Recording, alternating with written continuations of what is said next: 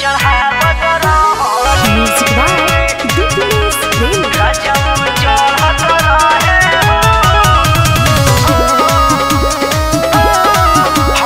Shivangi recording studio Rajgir. गहिनी जब ससुरवा ता सुहागे रात दिन रे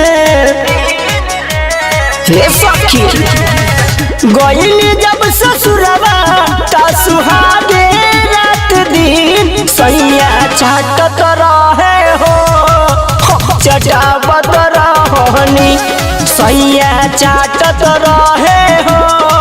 हम चटावत रहनी। ऊपर से नीचे जब चढ़त रहे रे रजऊ चढ़त रहे हो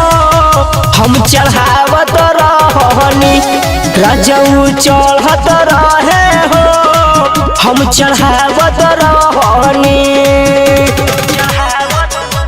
चढ़ावत रहोनी गजब चढ़त रहे हम चढ़ावत रहोनी हो नीलोट पोट कस के मारे चार चोट पियावा पलंग पाइले खूब कर प्यार हमके चोलिया के खोले बिना दियावा बुताइले हे सखी। हो नीलोट पोट कस के मारे चार चोट पियावा पलंग पाइले खूब कर प्यार हमके चोलिया के खोले पियावा दियावा बुताइले माजा पूरा आवे तकिया लगावत रहले रे माजा पूरा आवे तकिया लगावत रहले हम चाटावत रहनी रे सैया चाटत रहले हम चाटावत रहनी रे सैया चाटत रहले।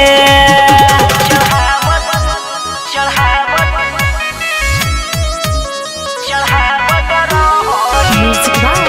डीपीएस प्रेम गजब चढ़त रहे हम चढ़ावत रहोनी आईनी नैहरवा बता लागे नहीं माना वहाँ सजनवा बिल सखी रे राजा बिछवा के जोड़ा कबनो न बाटे कहीं जिला में सखी रे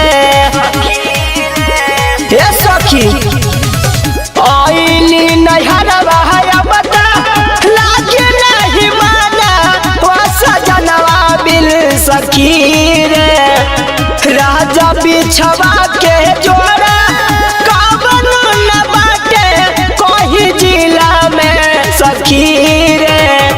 गोर न भले बाकी सावर हा सखी रे गोर न भले बाकी सावर हा सखी पियावा चाटत रहे हो हम चटावत रहनी पियावा चाटत रहे हो हम चटावत शिवांगी रिकॉर्डिंग स्टूडियो